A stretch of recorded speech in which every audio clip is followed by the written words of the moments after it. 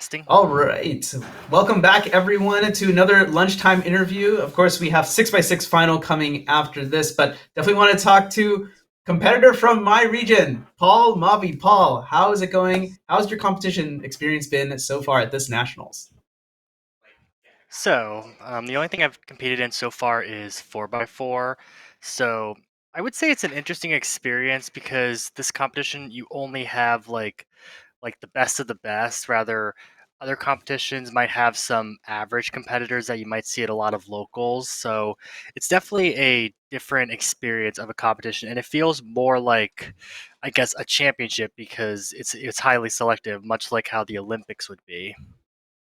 Yeah. I mean, you were talking about 4x4 earlier. Like 16 of the best solvers in the entire country came in. Everyone got sub 30 average, but then the only 8 people remain, which is kind of crazy, right? Like typically in your locals, you're just kind of used to just going on to the next round. Did you feel like an extra like pressure, like while you were like up on the stage because of it?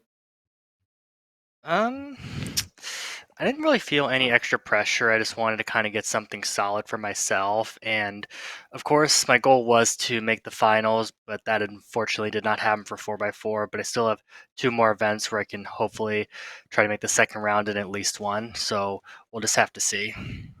Yeah, indeed. 3x3 and 5x5 coming up. I guess what kind of like preparation did you do coming into Nats? Did that kind of work for you? And like, what are you gonna change? I guess going throughout at least another. You have at least another like 24 hours. So Yeah, so usually for competitions, well, really any competition, not just this one, I like to do a comp sim like leading up, like the week leading up to it, maybe doing like one a day where I kind of like do a comp sim of the events that I'm going to do, like average of five and such, and just to kind of simulate it in a way, the pressure as best as possible. And then, just see if I can get something good or I guess something that would be within my goals for that competition.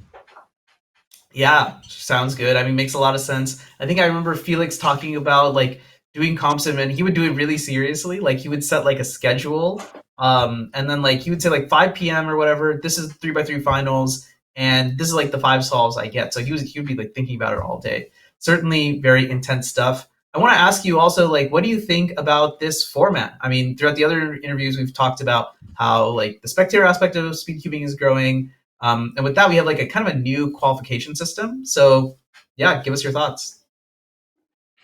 Yeah, so this competition, in terms of spectating, I think it's quite interesting because you don't have to I guess, search around the room for anybody fast that you want to like try to film. Like, if you want to see like Max Park compete or something and try to film him, for example, you don't have to figure out which stage he's on and such. And obviously, people like at that level would probably be on one of the middle ones that is has the overhead camera.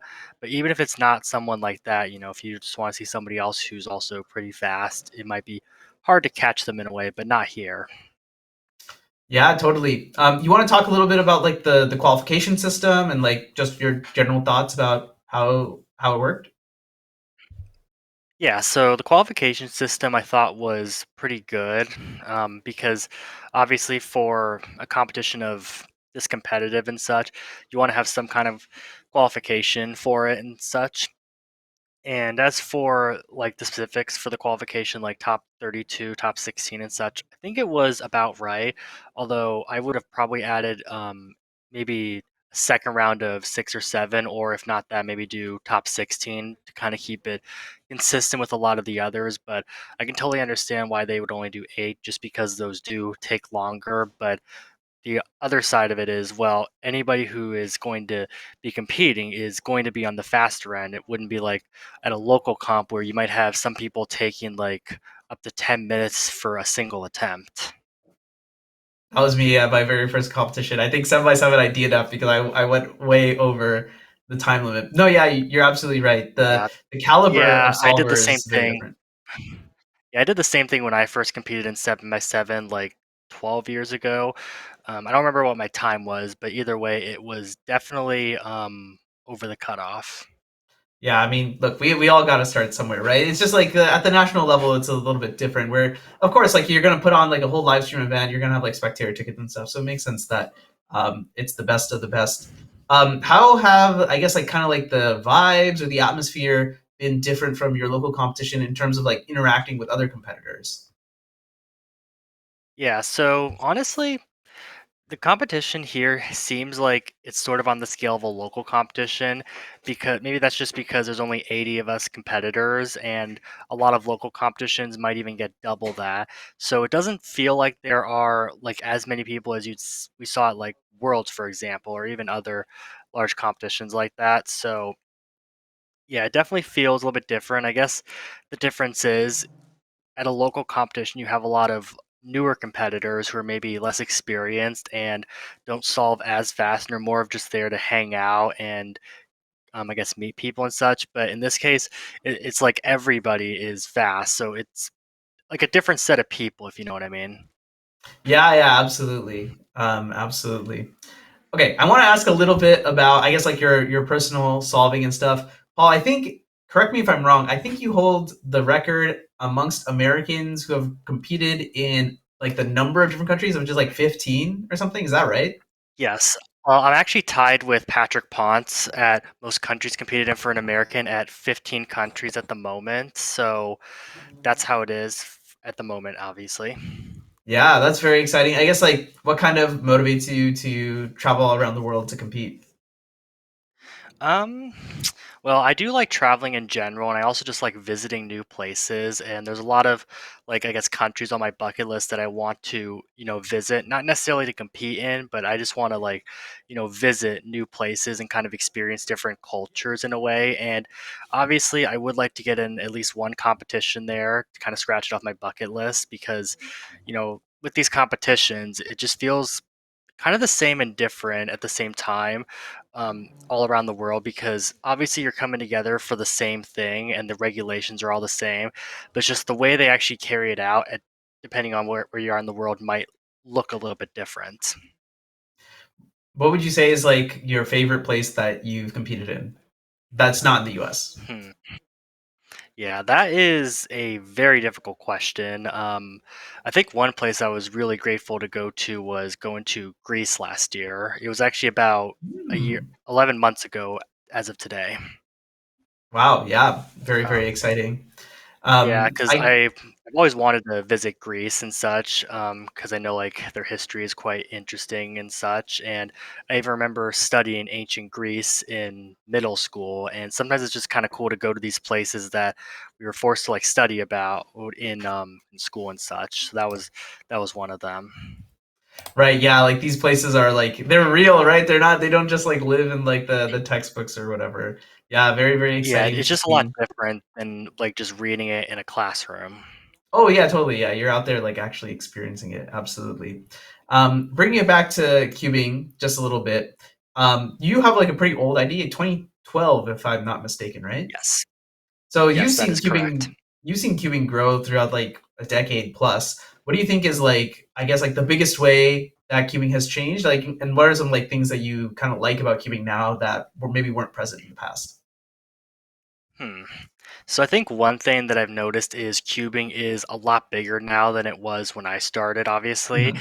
I believe it's like 6 times as big as it was when I started, something like that, which is, I think, pretty cool and such that it's grown like that.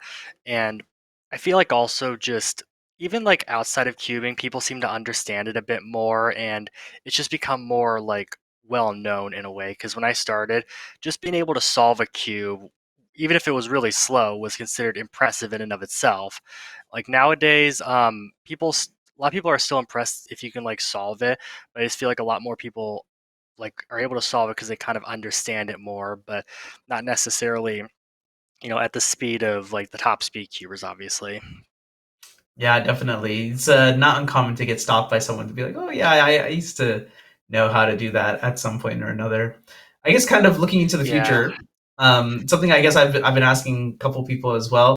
The WC has a new head-to-head format, so I'm curious if you have any thoughts on that as competitor. I mean, obviously a pretty good competitor, making it to the national championship for 3x3 as well. Yeah. Yeah. So you're asking about the head-to-head format. Yeah, yeah, yeah. Just what do you think? What are your thoughts? Um, Yeah, so in terms of like doing head to head, like say for finals and such, I kind of have some mixed feelings about it because I do think it is a very spectator friendly thing, and it also is kind of interesting on the spectators' end, but on the competitors' end, it might be a little bit different because in that case, you're kind of feeling all the pressure of the entire room to like perform well, and that of course can affect your performance and such because I feel like if like say 3x3 finals was done where you have like all 8 people going at once, people would probably perform better because they wouldn't feel as much pressure if it's all on Hmm. them at a single moment and such. Because I actually, believe it or not, get more nervous for solving for a large crowd of people unofficially than I do just like solving in a competition, if that makes sense. Yeah, I mean, totally. I mean, it's as you mentioned, it's like all eyes on you. So yeah, I'm excited to see, I guess, like where the format goes, and of course, interested to hear feedback from competitors like yourself. When you are in like those like high pressure situations, such as earlier today, what are some kind of things that you do to like calm yourself down? And what's kind of advice that you'd give to maybe some of the younger competitors who see like people like you competing at the national stage? What's like advice you would give to handle some of the pressure? Yeah, so that's kind of a difficult question to answer because everybody is a little bit different with how they might respond to different situations. But personally, what I try to do is I try to not like I guess set any goals that might be a little bit too difficult to reach or something. Or if I have like a goal in mind, I kind of try to tell myself that I'm probably not going to get it, right now, but it'll happen eventually. Just probably not today, if that makes sense. Because if you get yourself hyped up, like you're going to get this like really good goal, like let's say I were to tell myself I'm going to get sub 6 in this competition, Mhm. that could like make me really nervous and such, like hype me up like that. And obviously that's probably a little bit extreme for me at that level because I haven't even done that at home yet. But just kind of something like that is to try to tell yourself just try to get solid times, not necessarily PRs, but just solid times, and that's just kind of one way I would do it leading up to the competition. And then as for the competition itself, I would recommend trying to control your breathing as best you can. Maybe try walking around a little bit beforehand if you're able to, and of course use hand warmers, keep your hands warm. But speaking of that, you should also try to keep the rest of your body warm as well because if the rest of your body is cold, your hands are naturally going to want to stay cold because of how thermodynamics works. And if the rest of your body is warm, it's a lot easier to keep your hands warm and such. And the hand warmers, obviously are a big thing to help with that. But you still got to keep the rest of your body warm, especially if it's really cold in the venue. Yeah, I mean, you're right about the hand warmers. I have like a hand warmer here with me that I've been like kind of using all day, and it's kind of helped me kind of like get in the zone even for commentary. So yeah, I think those are some fantastic tips. I guess what are your kind of goals, expectations going into the rest of this competition? You mentioned 3x3, 5x5, still left on the cards for you. Yeah, so my goal for going into this competition in general was to make the second round for at least one event, so 3, 4, or 5. So I think the more likely one is probably 5x5, and if I were to get any PRs, it would most likely be 5x5 average, which would be nice, but that's not exactly the goal. Just trying to make the second round. So it might end up being that to make the second round, I have to get a PR average and such. So I'm just gonna try to get a good average for myself, and hopefully it's enough to make finals. But we're just gonna have to see. Any goals for 3x3? Again, kind of make the second round. I guess another thing is my 3x3 range that I think a lot of people have heard about, where I have a lot of consecutive times. It'd be nice to add a couple of those in there. The ones I need, if I'm correct, are 7.15, 6.69, 6.56, I think, 640, 6.4 something, and then one of the big ones I still need is 6.25. Ah, yeah, of course. I'm hoping that you get definitely the 625 and better for that matter. Yeah, Yeah. exactly. Because I've gotten very close, obviously, and I have like all the times from like 6.21 all the way up to 6.45, something like that. except for 625, which is kind of annoying. And I've gotten 6.24 three times in competition already.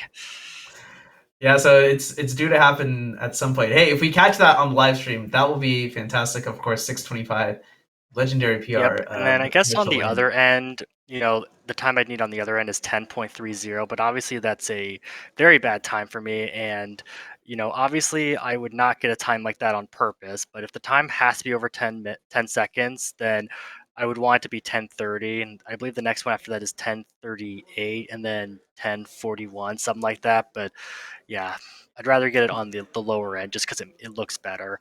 And of course, they could happen because of plus twos, but so far in my range, all the times are not from plus twos, which it would technically count if one of them was from a plus two. It just wouldn't look good.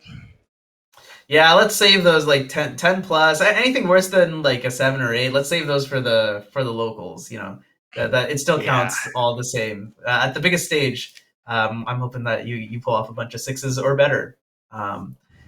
Um, let's see. I kind of want to wrap up the interview. Let's discuss, I guess, perhaps the most interesting question of all. Who do you have on your nationals podium for 3x3, Paul? hmm. Honestly, I'm thinking it's gonna be Max Park, Maddie, and Luke Garrett in some random order. Hmm. I believe those are the top three on the psych sheet, and they I know that they can perform at you know under pressure and such, and I've seen them perform very well under pressure. So I wouldn't be surprised if those three were on the podium. But as for like the averages themselves, my guess is it's going to take like a low five average to win, and then for the podium, probably mid to low five, something like that. But of course, if the scrambles are very difficult, it could go the other way where it might be high fives, or if they're really easy ones, of course, it could be like possibly sub five and such. Yeah, it's all in the heart of the scrambles. Who knows what's going to happen? We will see those scrambles get revealed tomorrow, but of course, 303 round one will be later today after a pretty big finals block we have, and then we mentioned 5x5 also. That round one for that is going to be tomorrow, I believe. Well, with that, I That is think correct. we're going to wrap up this interview. Paul, thanks so much for coming on, and congrats on being a U.S. All Star representing California. Yeah, let's go. Thank you for having me here. Yeah, no problem. Folks, we're going to cut to a quick section of ads, and then we'll be back with a 6x6 final to bring in this first finals block of this Saturday here at the U.S. National Championship. Stay tuned. Hey, this is Phil, and I hope you're